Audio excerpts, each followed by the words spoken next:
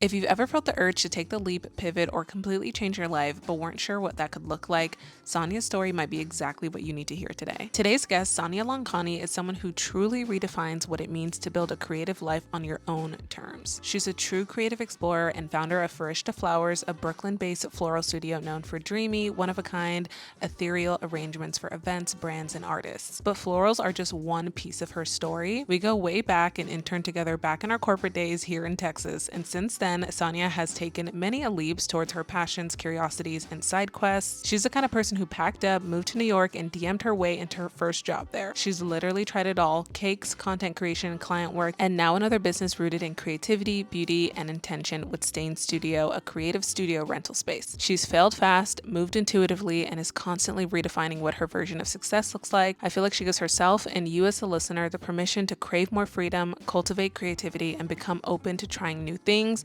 No matter how old you are or where you started, she encourages you to pivot and figure things out as you go instead of trying to have all of the answers. If this sounds like what you need, this episode is going to speak to your soul. We're going to dive in after this short message from our sponsor, Riverside. Hey guys, I'm Iffy, one of your co-hosts. Thank you so much for tuning into the Get Paid to Live podcast, where we explore how to intentionally design a life where you live first and get paid second. Whether you're an entrepreneur, you work for someone else, or you're just curious about how to create your dream life, in these episodes you'll find the inspiration, the tips, and the motivation on how you can navigate that process through our honest reflections as new entrepreneurs.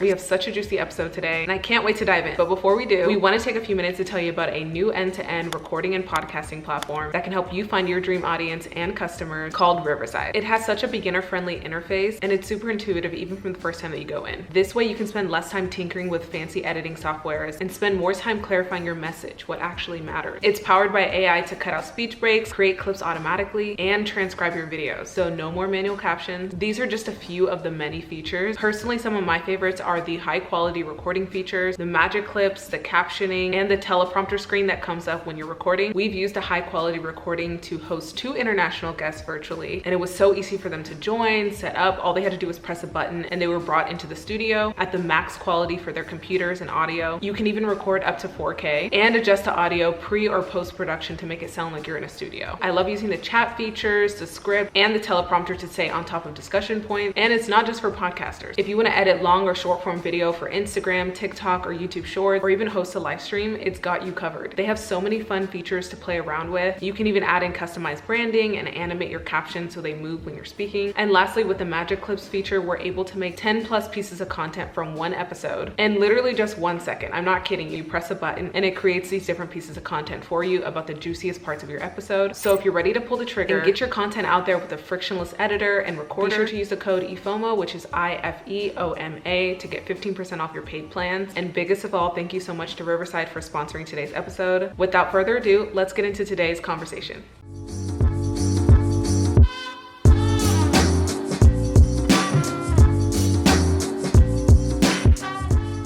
I'm so excited today because I'm joined by my very good friend, Sanya, who is a florist in New York City. She's an entrepreneur. She's a content creator. She's a business girly. There's so many things. Today, we're joined by her and we're going to talk about her journey, like, you know, just creating all of that from scratch, which I just find so impressive and so cool. We went to school together, actually, right? I'm pretty sure. And then we went to, yeah, we went to college together. We also worked at, that was my first corporate job. I think it was yours as well, right? We worked at the same corporate job together, and it's just been so cool watching her journey. And I thought it would be like lovely to share for you guys if you need ideas or inspiration on like how to take your next step if you're wanting to leave corporate or you're leaving a traditional job and transitioning into being self-employed. Like this is an option of how it could look like.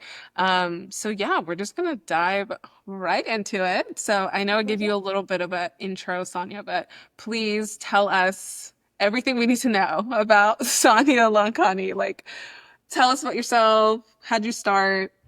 Everything. Well, you make me sound really wonderful, so thank you for that. But yeah, my name is Sanya. I'm the creator of Farishta Flowers, which is a floral design business that specializes in events, photo and video sets, intimate gatherings, all sorts of things. And I'm based in New York City, but I'm originally from Dallas and am slowly trying to expand to Dallas as well. but we can talk about that later. Yeah. And in the past, I have worked in the beauty industry doing a lot of growth marketing. I have done so many content creator jobs for a lot of startups and have even hand modeled in the past. So really Yeah. the world the world is your oyster. Right. And I try to make literally all of my hobbies jobs. So I can I'm so excited to Okay. be able to talk to people and kind of share what has worked for me and what hasn't. Yeah, no, I'm so excited to dig in because I also feel like it's a mindset thing for you, like talking to you and like knowing you. It's definitely not like the typical entrepreneur like I mean, I don't know if this is typical, but like, a lot of entrepreneurs are like, I want to make money. Like, I want to just make this, or like, I just want to have a company for a company's sake. But I feel like with you, Sonia, it's like more like, I don't know, it's something about your mindset. So, like, what's the mindset behind like, my hobbies can turn into jobs? Like, and the world is my oyster. Like, how did you get that idea, I guess? I think we have a very similar mindset as to we are not living to work, we are working to live, essentially. And after being in corporate and working nonstop for bosses that really just wanted to make themselves look good and kind of were like Yeah. aiming to climb the corporate ladder, I Yeah. was tired of the mindset of, okay, let me work 8 hours a day, possibly even more, not feed myself properly, not work Yeah. out, all this stuff every single day except weekends, and just only having the weekends to do anything fun in life. After doing that for maybe like 2 years, I was just exhausted, and I can't believe like people kind of go their whole lives doing that. And I think people do that because they think there's no other way. Yeah. And I kind of, once I moved to New York City, it shifted my mindset because I was around so many people who were artists and who were creative and who were freelancers, or like they were just on the street singing, or they're like personal trainers. Like there's so many jobs out there that I feel like we don't even know Yeah. of. And Yeah. so once I started realizing that there are people actually making a living out of their passion, I felt Yeah. like it was totally possible for me to do it as well. And Yeah. when you surround yourself with the right people, then your whole mindset changes and you're able to kind of claw and grasp at things that you think you could never do, or you probably never even saw until you surrounded yourself Yes. with these new group of people. Yeah, at least one thing I didn't realize, like going into this lifestyle, was that like you kind of have to like give up older parts of yourself to like expand to the new one. Like I thought I could just like stack them for some reason, like metaphorically, like, oh, I have who I am, like everything I believe and like what I think is possible, but I just need to add this new persona on top. Like I can, have my own business, I can create content, but like I didn't realize that I would just have to replace like old thoughts with new thoughts or like replace like not replace forever, but like kind of replace the people I spend time with because that affects how you think and what you think is possible and like what you go after. So I think it's really important that people, one, I guess, just accept that and then also do it. And it sounds like New York was kind of that moment for you. So how did you get from like little girl in Texas to, hanging out with people who were singing on the streets? There's there's so many live musicians in New York. You're always entertained. But It's like the um, movies. It's literally yeah, like the yeah, movies. 100%. Um, In Dallas, I actually went from working at Ericsson with you Yeah. to moving into sales at IBM, where Mm. I did hardware sales, super sexy. And I Oh did yeah. that for like 7 to 8 months before I got so tired of cold calling and talking about hardware that I was like, absolutely not. Didn't even give my 2 weeks notice. Just like I can't anymore. Wait, And one so thing, one thing about Sonya, I feel like it's similar between us. One thing about us is like if a job is taking too much, it's like immediately cut. Like yeah, there's no, you know, there's no in uh, between. no in There's between. no Yeah. graceful way of doing it. But yeah, quit IBM, and at that point in time, it was COVID, and I was kind of just like doing whatever to keep me busy. So I Yeah. started doing these like floral designing classes online, just like Oh. learning the fundamentals and basics of floral designing. And I would use our rose bush in our back garden and kind of create arrangements out of the roses from our rose bush. Mm. And I didn't have all the flowers that the videos had, but I had essentially the stems. And so I knew I could do the basics and kind of understand which flowers go where for depth, height, etc. I see. And started with that, and also had a mentor who is the CEO of Function of Beauty. And Mm. he was helping me understand how I could kind of grow first the flowers.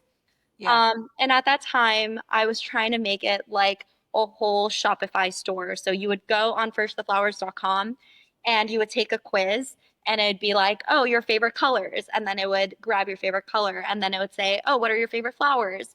And then it would have you pick the favorite flowers and then the ribbon, the wrapping, etc. And it was going to be basically this custom product that's made for you after you take the quiz.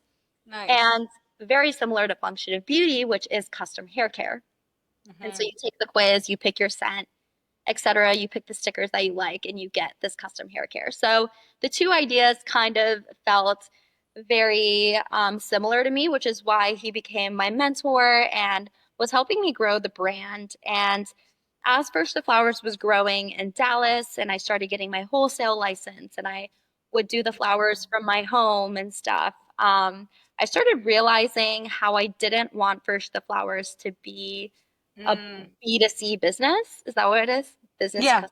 Yeah. Yeah. A That's the B2C customer. business. Well, which Mhm. First the Flowers right now is a B2C business in the fact that I do event florals, Yeah. but I didn't want it to be a B2C business in the fact that you would go on this website and you would just do the quiz, and then I basically wouldn't interact with you in any way until it was like delivering the flowers. I see. And there Hmm. was like very little creativity in it. There was very little of me trying to like understand your needs, me creating any mood boards, me being like very creative in any way. And I was like, I really disliked how easy it was, even though the whole point of building a brand is to be easy. And like I Right. think that's what all these like startups are doing. They like are trying to make the Yeah. most efficient way of making money through a website and kind of just Mhm. like delivering you your end product. But I didn't want to do that. Like I wanted to be something else. I wanted to feel very intentional, and I wanted to understand my clients. And so, yeah, after realizing that that's not the path that I wanted, I knew that First the Flowers would have to be put on hold. And my relationship with that mentor kind of blossomed, and he saw a lot of potential in me. So I worked in marketing for his company, and that helped me in the end kind of grow First the Flowers from zero to like 5K followers, and kind of Nice. understand what kind of marketing I needed to use that would like attract a customer and like kind of get them to keep, wanting to spend and like refer me and stuff. But for a while, I was Mm. working at Function of Beauty, which is a New York City based company. So after the pandemic, I moved to New York City and did growth marketing jobs, and then kind of quit that to be a content creator, and then started First the Flowers fully here. Oh, Yeah, nice. it was Okay, a process. so a few questions already because one, I'm actually curious about this. Like, did you know flowers and like arrangements? Because there's also like a baking side to the company as well, like baked goods. Like, did you know that was something you wanted to do since you were a kid? Or like, how did you tap into that? Like back in Texas, I guess, when you were Yeah. at the corporate job. Like as a kid, I always knew, well, my mom always knew that I was going to be an entrepreneur because I would actually, if like there was a book that our teacher wanted us to get, I would go on thrift books and I would get a lot of them and like resell Huh. them and try to make profit. Um, No I way. would, How old are you?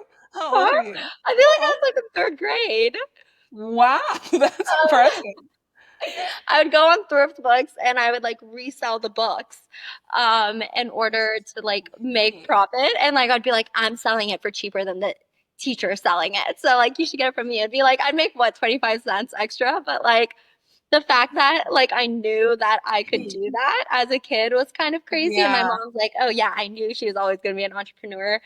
Or the fact that like whenever they had like, "Oh, what do you want to be when you're older?" I would always be model slash teacher slash zookeeper slash. And like I think it's the Oh, fact that wow. my brain never processed the fact that I like couldn't do more than one thing. You know, like your whole life, Mm. you're meant to explore all these different pathways. Like if I want to one day become a fisherwoman, I should be able to be a fisherwoman and get and I like love make that. an earning from it because you're essentially putting energy in doing something.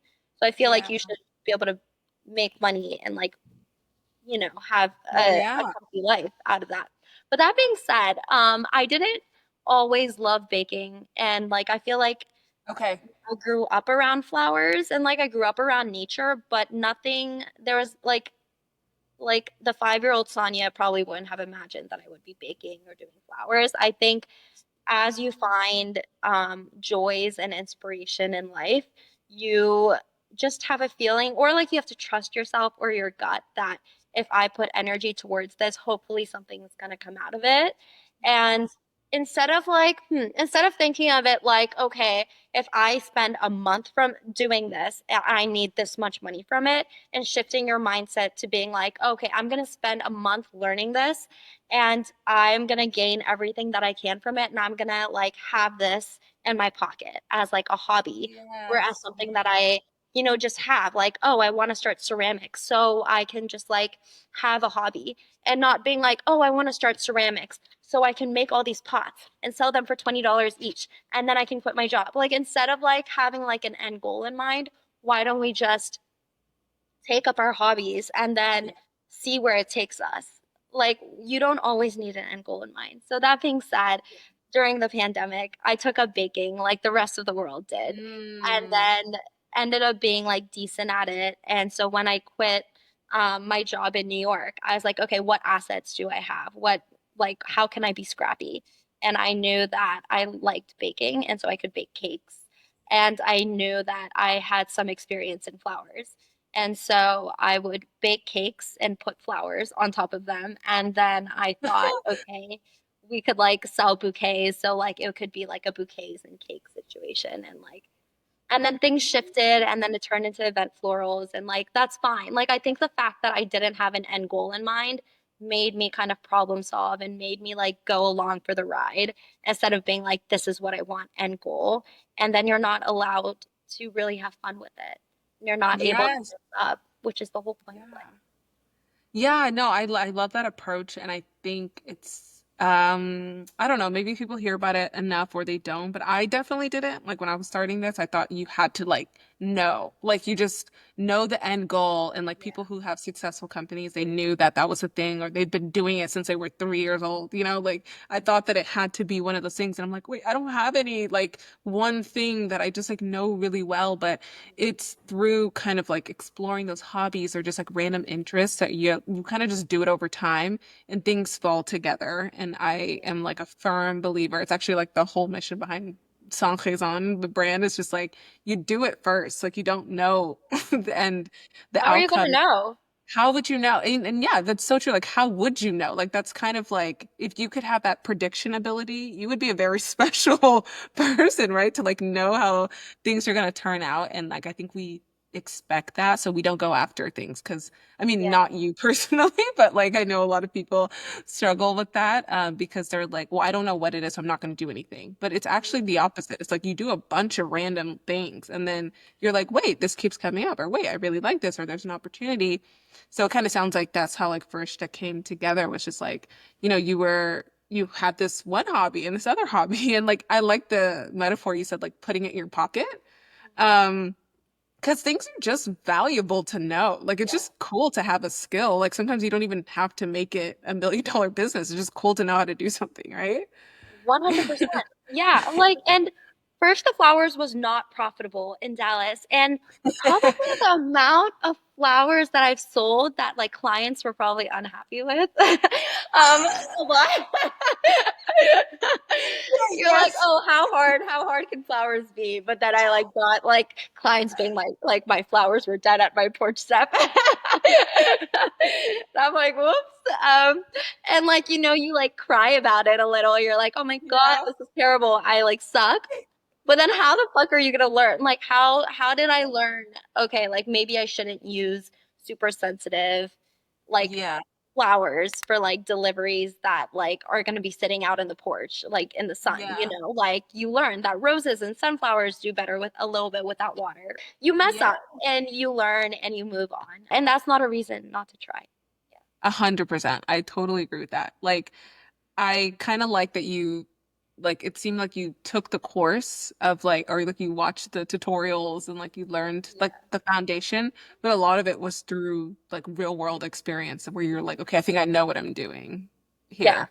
Yeah. Yeah, a I, lot of it is through real world experience. And I think when I'm in the moment, like I like was working out of like my third floor apartment, so I would like be carrying buckets of flowers up and down 3 flights of stairs because there's no elevator, or I'd be like driving like a massive truck through Manhattan and like I can't find parking through Times Square and I have to like be done with this gig in 2 hours. And I'm like, oh my God, where do I park? And then there's like people honking at me because I don't know how to parallel park because I'm from Texas. And it's just all these things that you can't predict. And it's like, you'll be in the moment, you'll be like, oh my God, like, why didn't I prepare for this? Or like, I wish I saw this coming. But then I'm like, I probably wouldn't have gone this route if I knew how hard it was going to be. So I'm like, mm, I already did. And you learn how hard it is, like while you're doing it, and you have to problem solve, and you just figure it out because you have to figure yeah. it out. And there's no other way. Yeah. Like there's no planning for it sometimes. Um, Hmm. and I feel like Yeah. that's with anything. Yeah, there's no planning for it. And that's the beauty behind kind of like being an entrepreneur. Hmm. Yeah, this whole thing reminds me of what you said. And I was like, this is genius. Like, I think you were just saying it casually. We were at like the coffee shop that we went to last time, but I think I was because I'm very interested in moving to New York City. This is no secret to anyone. So I think I was telling Sonia about that and kind of like the nerves I was having on it. And you said something really special. You were like, because I think I asked prior to this, I was like, did you feel like what would happen if it didn't work out when you moved to New York City? Because you're going to this new place, you don't know anyone, blah blah blah. And I was like, did you kind of have like a plan B? And you were like, we don't, like, I don't need a plan B. I have a brain, you know? And I thought Did like it I was say something that? of that, it was like something in that variation. Like, we don't need a plan B or like, I don't need a plan B. Like, we have brains. Like, that's what we're meant to do is Yeah. to kind of like figure it out. And I think that was like, I was just like, you know what? Period. Like, yes, we have brains. And it's so simple, but I think it's like so important because I think, especially now, I don't know what it is. I genuinely think it's like a generational thing. I have my theories. I'm sure everyone's tired of hearing them, but I do feel like our generation, we grew up pretty comfortable because I feel like our parents were kind of like struggle busing it. Like a lot of them were immigrants or a lot of them were like raised by the boomers. And, like it was just very like work, work, work. And just as long as you can put food on the table, you're happy, you know? So I think passing down the teachings, they kind of like gave us that mentality, but they had a lot more. Like they finally had the house, they finally had the food on the table. So we didn't really have to grow up knowing what that meant. It's just kind of like, we just know that they worked hard, but we don't really have a version of that. And so I think a lot of us got comfortable in terms of like, we wouldn't, at least I would say like middle class Americans, like people we know, it's not like they're dying, right? Like they go to school, they get the corporate job, and usually it's a nice salary. Like it's a pretty nice salary, and people are very comfortable. And then they live like their parents, like, go to work, come home, eat dinner, watch TV. But the thing is, my argument is that like you're like 26 and like I know. you know what I mean? So I think it's like I think it's a little weird that we like live like that. So weird.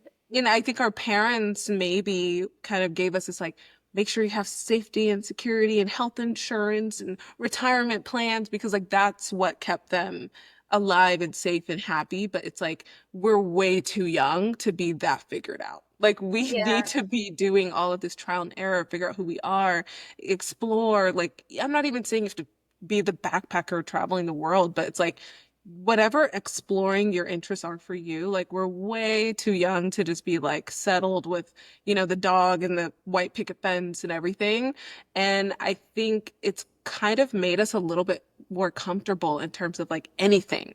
And we don't want to do anything that feels scary. We don't want to do anything that won't give us a guaranteed paycheck. So I think it draws people away from the idea of adventure, which leads to happiness, which leads to like all these different things because we're afraid of things being hard. But it's like we're meant to do hard things. Like that's what human beings are meant to do. So I find it really kind of like fascinating, but also kind of sad that like we're like trapping ourselves, even though our brains want to work on something. And I genuinely feel like that's why a lot of us have like anxiety and depression is because we're not physically doing things. We're not making mistakes and failing and getting excited about it? So, I think, yeah, that's why we use our phones so much. And like, we all have like issues with the fact that, like our social media is like made to be addictive. yeah. And so there's an issue with the way social media is made in the first place.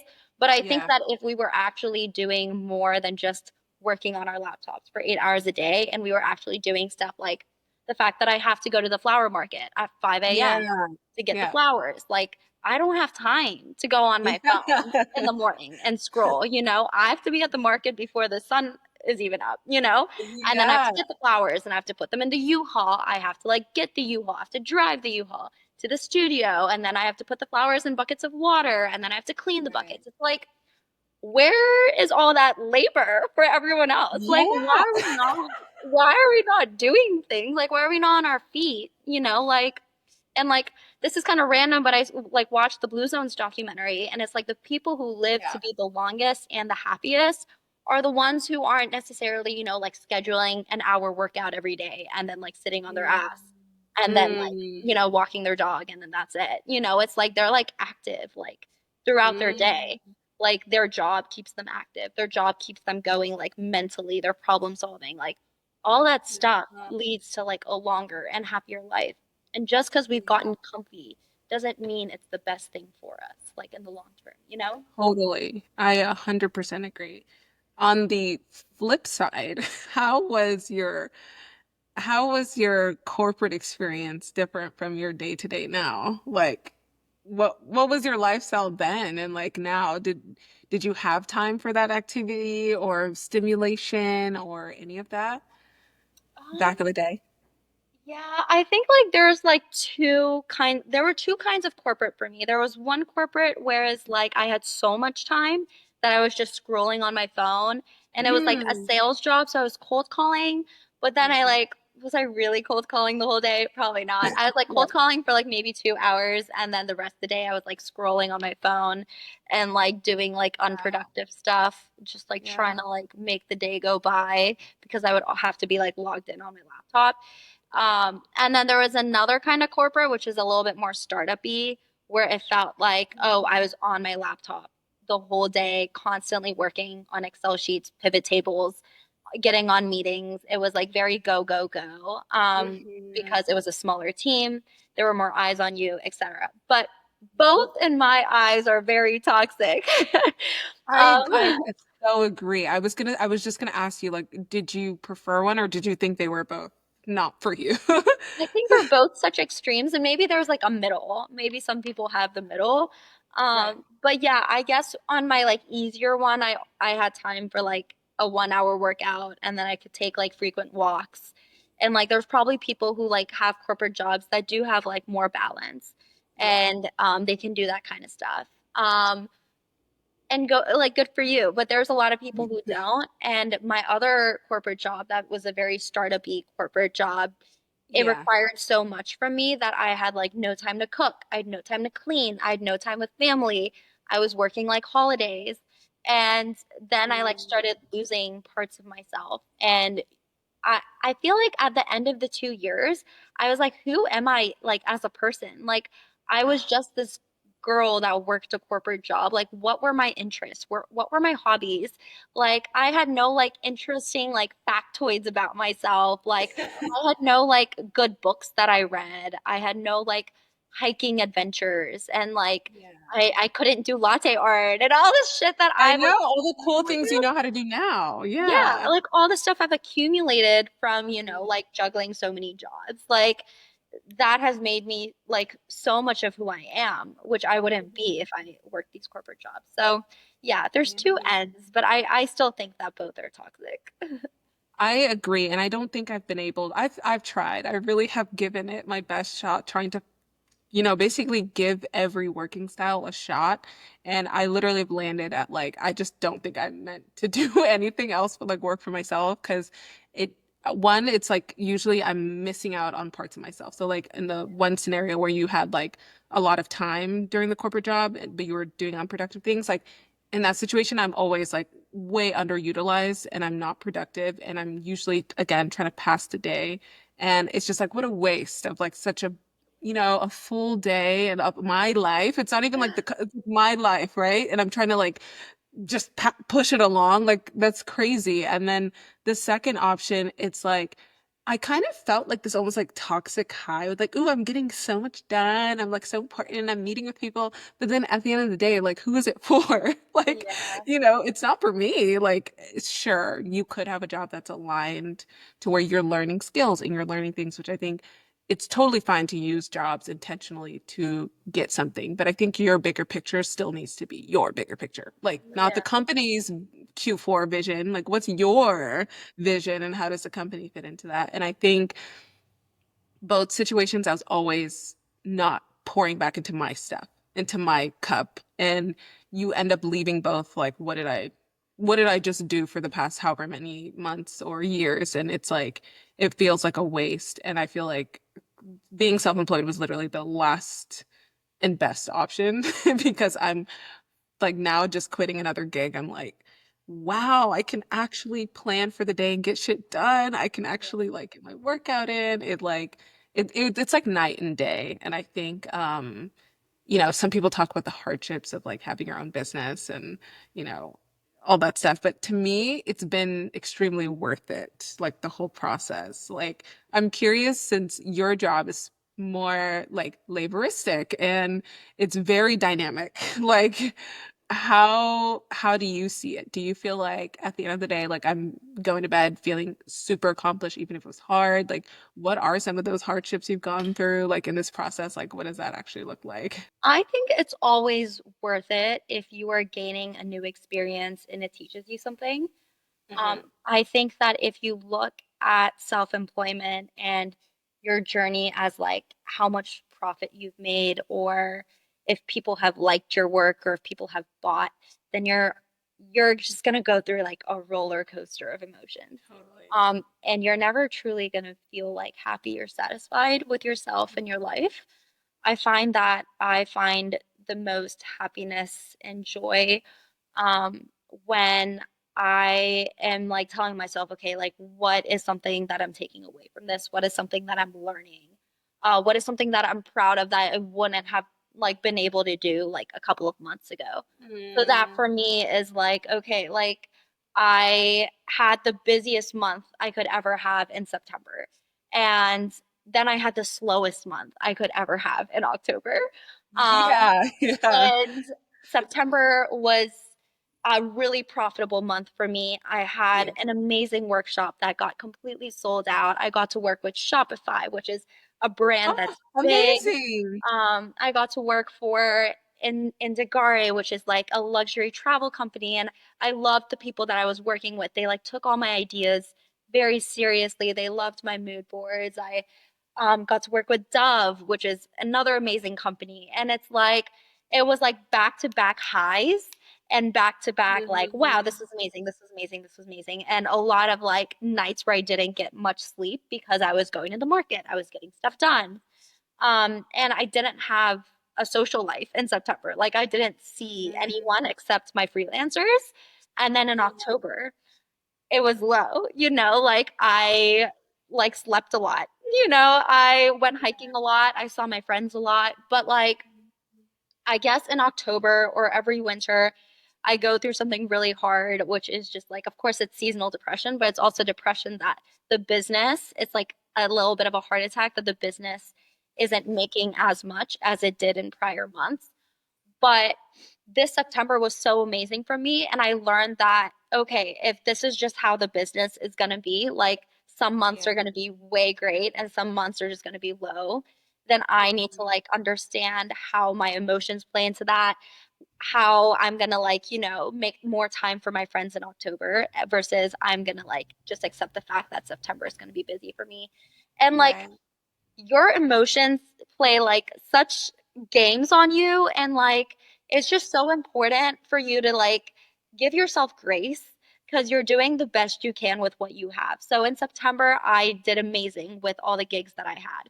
But in Um, October, I also did amazing because I was able to prioritize my friends and I was able to prioritize me seeing the fall leaves in Central Park mhm. and like going on walks and all this stuff. So I think it's hard at the end of the day to not have like the comfort of getting a paycheck every 2 weeks in your bank account and like seeing money come in consistently.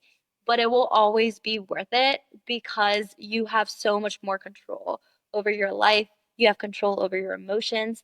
And say, even in November, in December, in January, it didn't pick up. Okay, like I said before, we Right. have brains. We can figure it out. Like I've gotten Exactly. part-time jobs. Like I can like apply online for like freelance positions. Like we've made it this far in life. Right. I feel like if we figured it out like this far, then it's just like a couple of months of like being scrappy and trying to figure out how to get the Totally. money until we can, do it all over again. Yeah. So yeah, Like, it's hard 'cause but fulfilling always.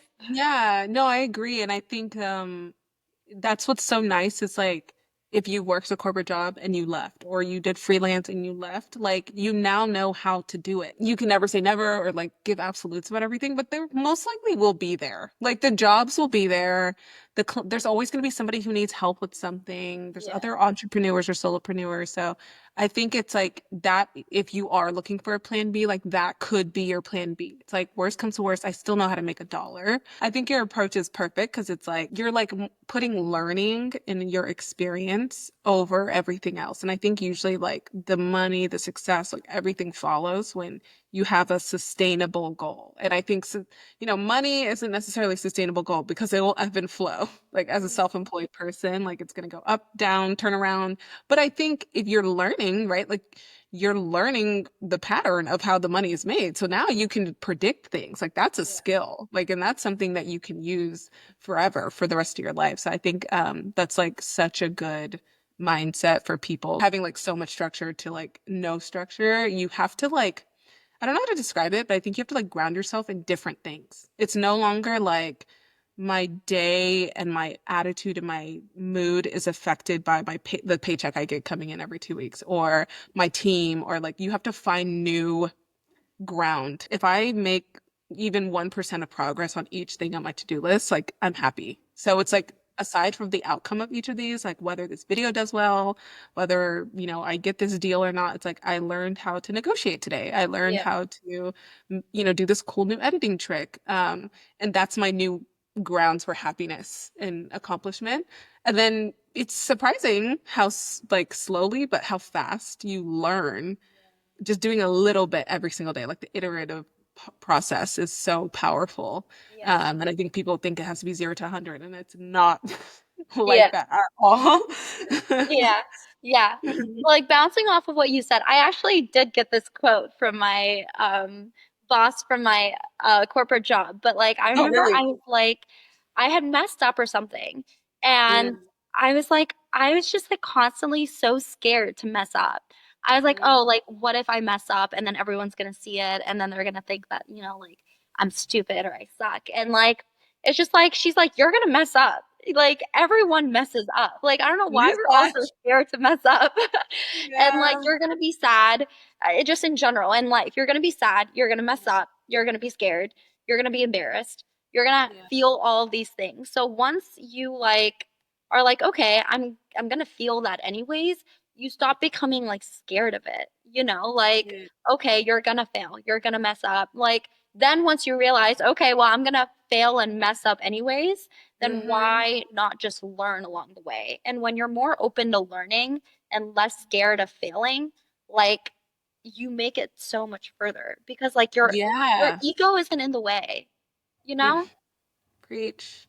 Yeah, Preach. just like your ego gets in the way. I definitely spent the first, I would say like half, if not the entire first year of doing this kind of like one foot in, one foot out, because I think deep down I was scared of like I had this idea of right and wrong in my head, which, like, I know it's hard to break as a beginner in anything, but you literally just need to eradicate that. It wastes so much time. Like, when you think there's a way it's supposed to look and I'm not doing it right, like, you just need to be like, I'm just trying. Like, literally, I think of it as like a science experiment. Like, you're just pretending, like, you don't have a lab sheet, you don't have any of, like, you're just guessing. And, like, that's actually how you're supposed to do things because I like what you said earlier. It's like, how else would you know? Like, it's Yeah, wrong if you never did it wrong. And the best part of, or I think the key part of learning is feeling those negative emotions because you're kind of scared of that negative emotions. Like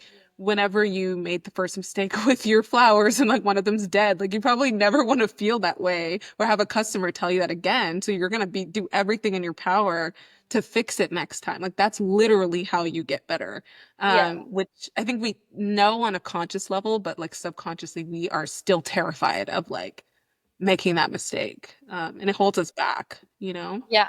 100%. I think if like people saw my social media or my Instagram and looked at my flowers, like they'd think it was perfect all the time. Yeah. But like, and a Hmm. lot of florists probably wouldn't admit that their flowers have died for a customer. But I can 100% guarantee you that flowers have died for customers. No one's going to say that about their Right. business, but it has. That's just the nature of flowers. Sometimes they die, like instead of like trying to run away from it and be like Right. trying to be perfect, it's like, okay, these flowers died. Lesson learned, don't use them again.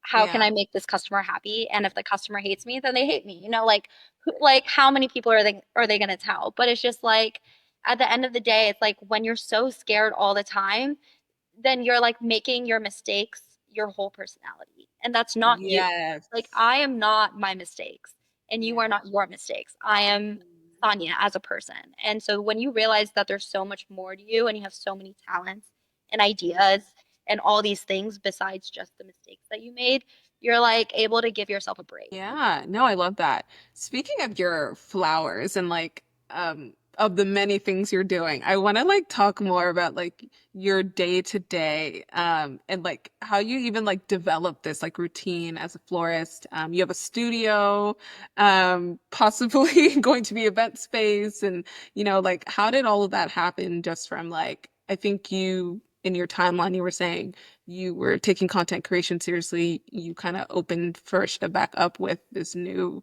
energy. Like, it's not going to be the B2C situation anymore. Like, what's the path you've been on? Because I know there's a lot of ideas that have come up, a lot of business things that have happened.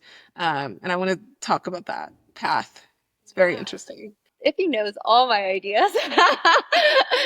Um, I have so many ideas, but I'm the same way. So, too many ideas for my own good. But yeah, day to day, I would say in these past almost 3 years that I've been in New York City, I have been so, so blessed to meet amazing people that um, have kind of opened my eyes up to so many different pathways in life. And I say that because when I started off in beauty, um, I was just thinking, okay, like marketing for a beauty company, like the 15-year-old Sonia would have been like ecstatic. I would have been like, okay, this is the perfect job. I was like going to my office in like Soho, oh like my it was God. fancy schmancy. But, like I wasn't like feeling fulfilled. And so I think that caused me to like quit that job and get into like the food industry. So I did growth marketing for a food industry where I met my studio mate, who does packaging design. So she's one of the most creative people I know. And she kind of like opened the world up like the design world up, the art world up, and kind of she does like funky things like she makes crayons and like I don't know, she like spray paints chairs and all sorts of wacky, weird things that I feel like no one's like making crayons. I don't really know. Yeah, Like no one's like, okay, I've let me never make heard of crayons. that. I just feel like it's so funny. And then also like she'll like make crayons and like stickers and like gift them to her like friends and family, or she'll make like a board game and a puzzle and then she'll like gift the crayons with the puzzle. Oh, that's It's just cute. cool. Anyways, Yeah, that being yeah, yeah. said, she just like did weird, funky stuff, and I'm like, I love that. I love that she's just not taking herself seriously, and she's like, oh, I want to make crayons, so I'm gonna learn how to make crayons, you know? Yeah. And slowly, as I went day to day in New York, just doing my everyday work, kind of following my gut feeling of going wherever life was taking me. I would like hand model for Function of Beauty, and I met a photographer, and that photographer had me model for her just because she wanted to get into editorial stuff. And through that, I met a makeup artist who like introduced me to her world, and like slowly you like meet these different people who intersect in your life, and you realize that you start gaining new hobbies and interests as you meet all these people. Um, Mm-hmm. and that being said, as I met like this photographer, like I wanted to get into more content creation. And so I did that. And then after meeting my studio mate, well, now studio mate, but designer or packaging designer, Devin, I was like, oh, I'd love to share a studio space with you. And we were both hoping to do something creative. And then I met my Oh. roommate who's in film, and she like shared some sort of like a studio space with me. And like you realize that there are so many creatives around you. Yeah. And all it takes is like asking them, hey, do you want to work together on something? To kind of just make things happen. So, like right now, me and my studio mate Devin, we're like both interested in creating a community in New York to host events. And we want this space to feel like it can get dirty because we Ooh. want people to pursue whatever is like calling them. So we're calling the space Stains Studio, and Oh. it has this red piping, which kind of just inspired the rest of Stains. And so Yeah. Stains is going to be have these like red hints everywhere. So we have a red KitchenAid, and then we have some red art on the Oh, wall, I love and that. a red couch, and like kind of like carrying that theme of like red is a bold color. Yeah. You can do creative stuff in here. So we're gonna have flower workshops and like cake decorating classes, and there will be dinner parties, and then there will be like a kitchen if you want to like bake or cook, and just kind of making it a very versatile space for you Yeah. to get your hands dirty, to play around, do whatever you want to do, and then at the end you like there's going to be a little scrapbook, and you take a Polaroid and you say how you left your stain in the studio. um Oh, but that's so cute. essentially it's this creative idea that both of us kind of had and like want to bring about, and we're kind of just like trying to thrift pieces and find things in New York that have personality and bring it into the space, but really it can be whatever we want it to be. And that's like the beauty Mhm. of Yeah. self-employment. You like Yeah. initially like you had this one idea, and my one idea was quitting beauty and going into food, and then I met amazing people in food, and then I quit food, and then like became a content creator, and I met amazing other content creators, and one of my best friends like Preet, who's an influencer, and then she takes me to influencer events with her, and then I meet like people who are into fashion, and I'm like, oh, I love fashion. It's like I think we're like I think we tell each other, or we tell ourselves, oh, like I don't know anything about fashion, which I don't really know anything about fashion, Yeah, I feel the but like same. you can learn. So I now you can be know. interested in fashion, like I don't know anything about like having a studio space, but I can learn. And so it's just like you Yeah. meet new people, and your day to day kind of changes when you're self-employed. And I Mhm. know it's different for me in New York because that's where I'm based. Um, because there's so many events and people here. But like Yeah. today I spent most of the day emailing, and then I'm talking to you right now. Um, Mhm. and then I'm gonna have a movie night. So not every day is gonna be It's fun the and same. crazy. Yeah. But then it's important to have some days where you're trying to go out of your way to like meet people who are like-minded and who you can Yeah, share your ideas with. Because that's just the very important part of like life and self-employment. You never want to totally. stick yourself in like a hole. Hmm. You want to reach out to people. Was gonna ask, just literally for my knowledge too, you so you did content creation, like there was a period where that was like a focus. Is that like on Instagram? Was that like on a particular platform, or was it just like, was it about florals, or was it just you as a person? Like what was that era? That era was me working with startups. So I worked with a brand called Lazy Food. And then I still work for Flora, which is an immersive light up plant company. Oh. And I create content for them. So it really just for Flora, it started also through a connection. It started Hmm. with me making maybe like 2 to 3 videos a month. And then if they do well, then, you make more. Yeah. And then with Lazy Food, it was me running their ads. So kind of like I said, like in beauty, I did like growth marketing. And although like I didn't climb the ladder, I still had that, like I had that in my pocket. And so Mhm. if like another brand comes to me and they're like, oh, you want to do content creation, I'm going to be like, yeah, and I can also do ads. I can also do Oh. your like Facebook marketing and like your influencer marketing because I have those skills in my back pocket. As you accumulate more skills, it's only going to make you a more well-rounded person. It's never going to go against you. Like Mhm. my sales came in handy when I worked at a coffee shop. Like, yeah, I had to learn how to do latte art, but I automatically know how to sell. And like my people skills is what got me the job, not because I knew how to do latte art. And it's like they know you have certain skills and certain assets that you can bring to the table. And it's really just about you being like, oh, I can add more and always wanting to learn.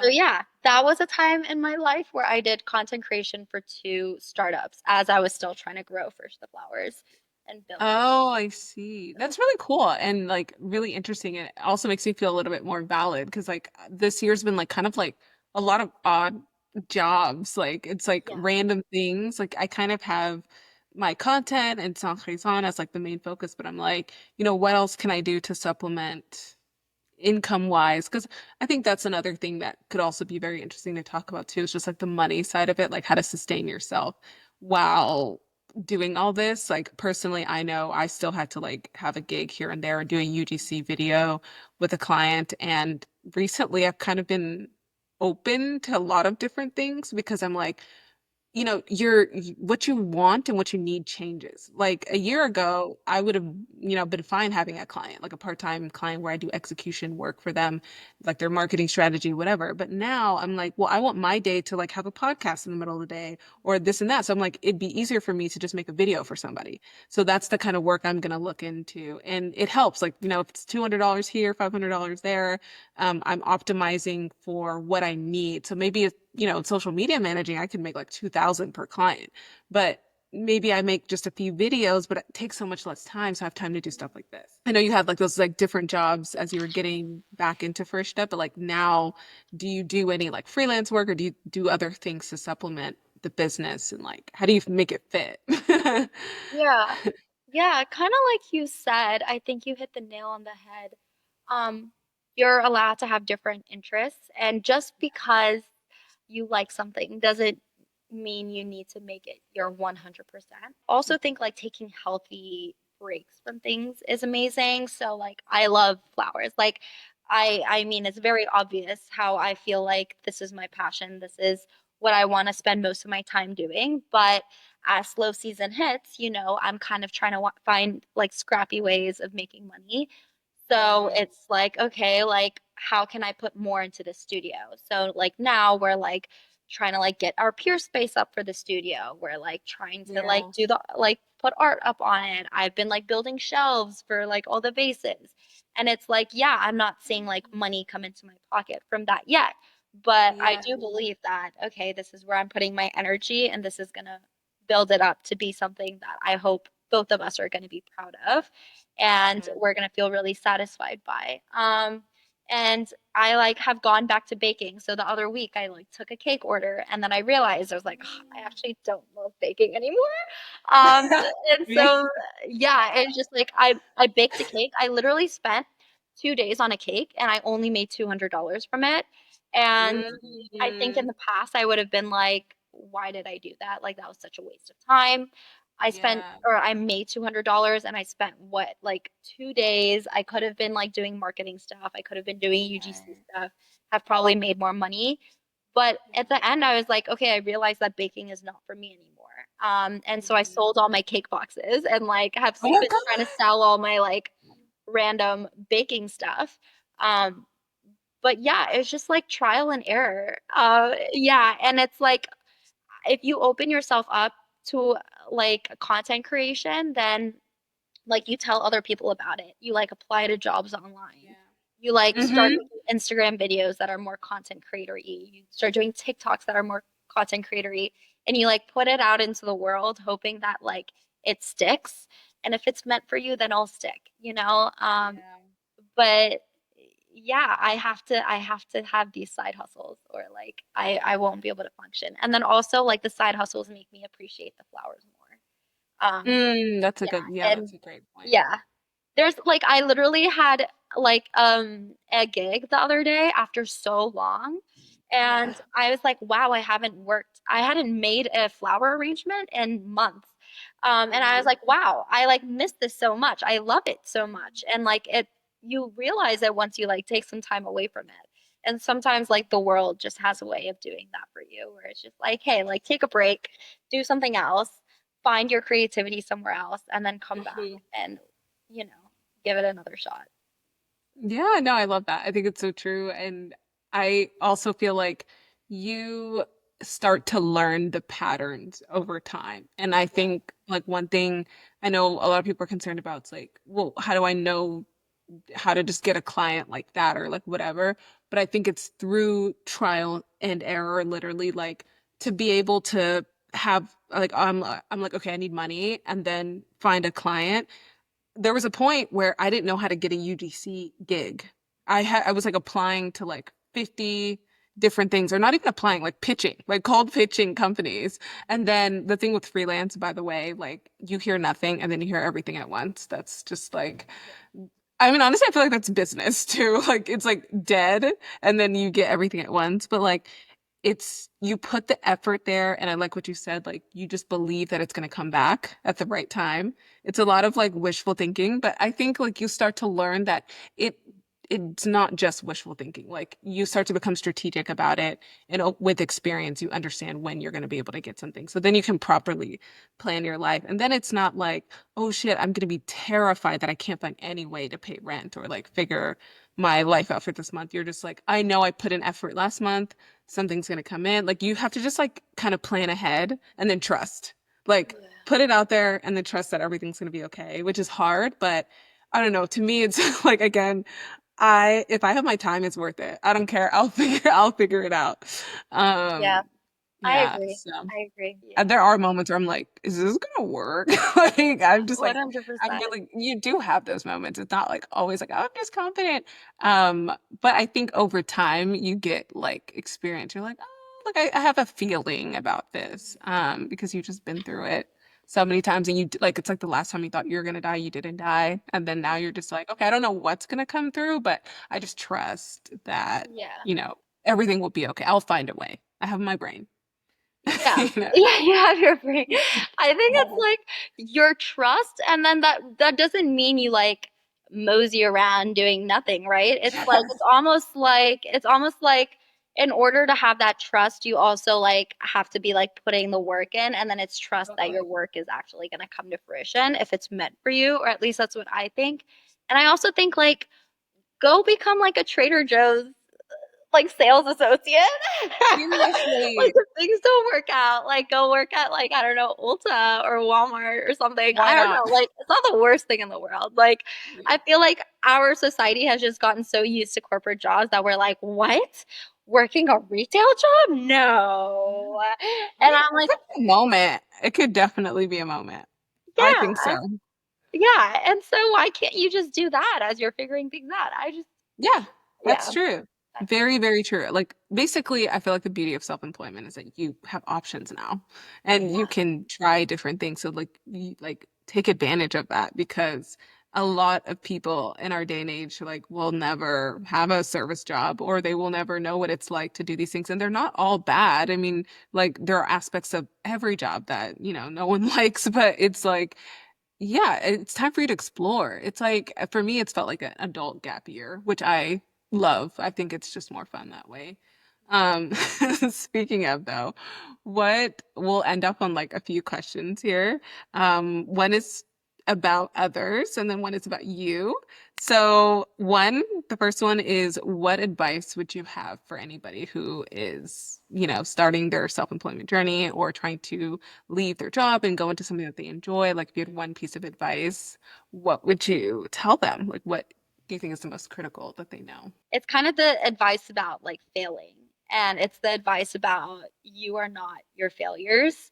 Um, Mm, and I think that was the hardest part for me.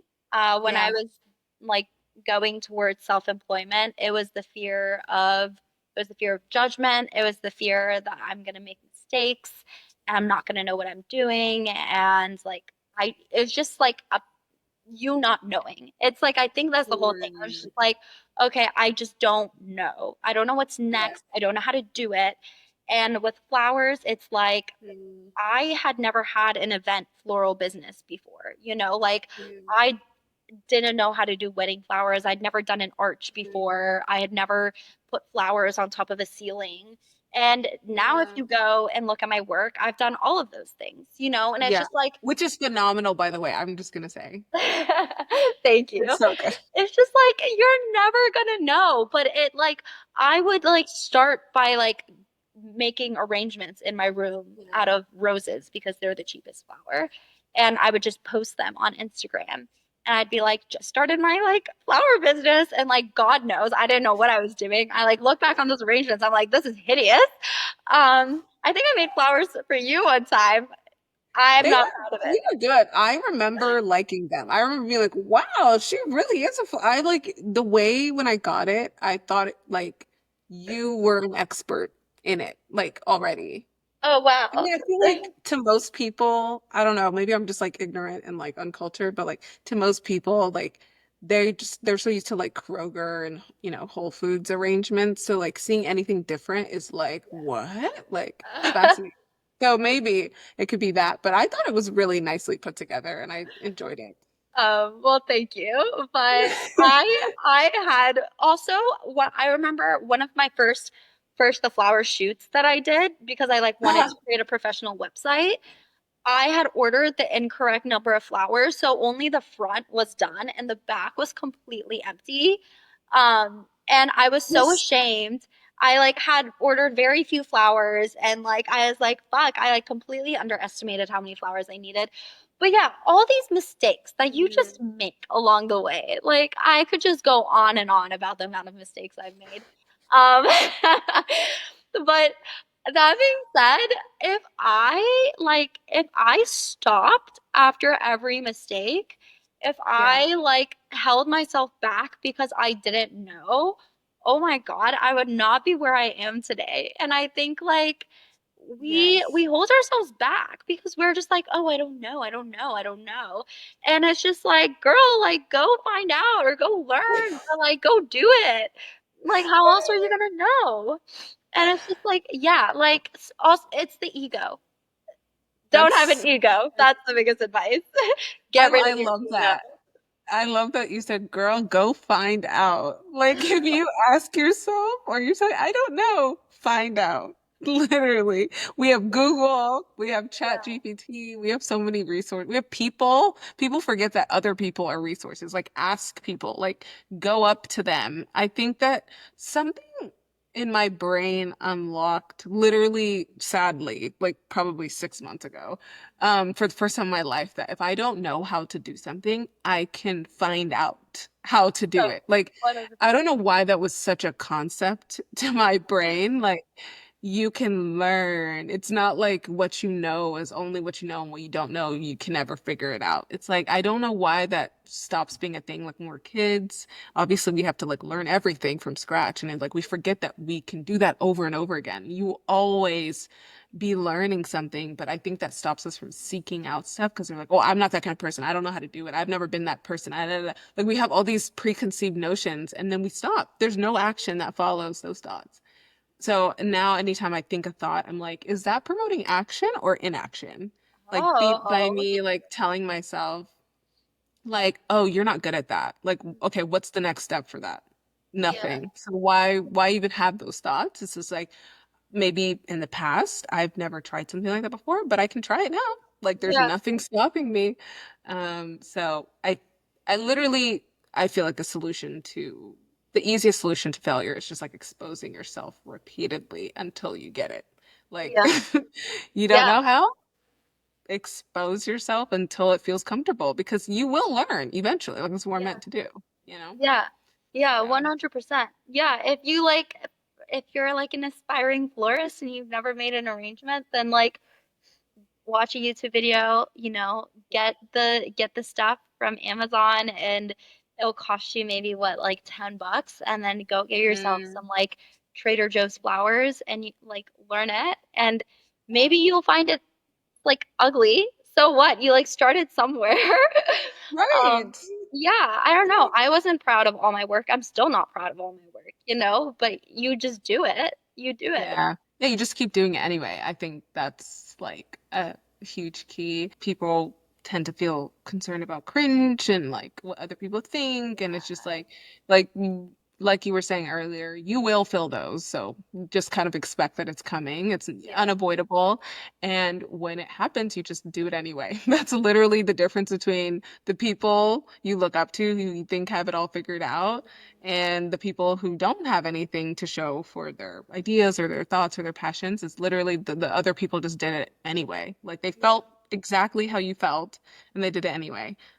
So it's never too late. It's never, like I don't think it's ever a bad idea to try something just because you're interested in it. Like you never know what could happen Yeah. from that. And like look what you've built. Like it's just so cool, especially like coming from, we grew up around the same people, like in Texas, and like I just feel like the mindset here couldn't conceptualize like what you built with your career. And I think it's like a great example of like what people should be doing. Like however that looks. I'm not saying everybody needs to like move to New York and like, start a floral business, but it's just like whatever that is, like you can do it. Like it doesn't mean that you have to be stagnant. So anyway, on that note, I wanted to ask you, what plans do you have for Farishta, for your business, for your self-employment journey? Like, what do you see next? Like, what's on the horizon? Yeah. Um, well, kind of like what we spoke about. As you work more, you figure out what you like, what you don't like, Mhm, what mhm, sticks, and what makes you like passionate about going to work. And just because I work with flowers doesn't mean I'm gonna like all the work that I do. mhm. But that has made me kind of understand what area of floral design I kind of want to gravitate towards and put more of my energy in, and that's more brand events and less weddings. So that Mm. means I take on only a certain amount of weddings that I really want and what like fuels me and what inspires me. And then I put more of my energy towards gravitating brands that want Yeah. my florals.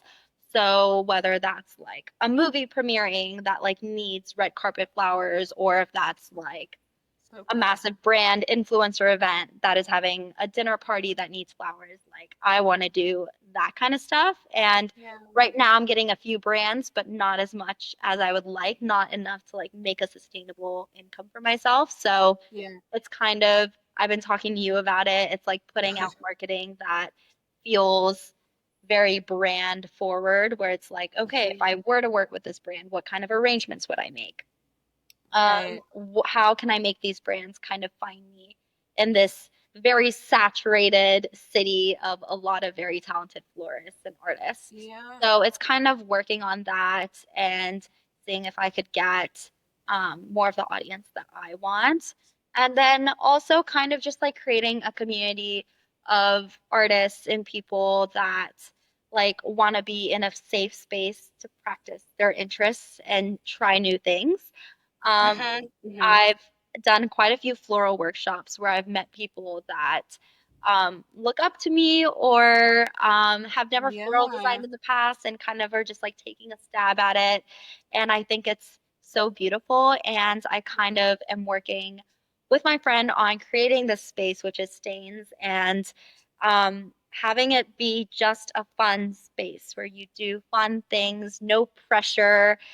Oh, Um, very like nice. I wish we had it here. just for you to like do it and feel good. And of course, like programming would have to be paid for because the space costs money for us, but Money. it would be we would be giving scholarships out to people who like want to attend and can't afford, or giving more of a platform out to people who are like just starting up in their like journey of being an artist. So whether that's someone who's like getting into photography and like wants to showcase their art to more Mhm. people, like kind of having it be a space where people can come together and feel good and homey.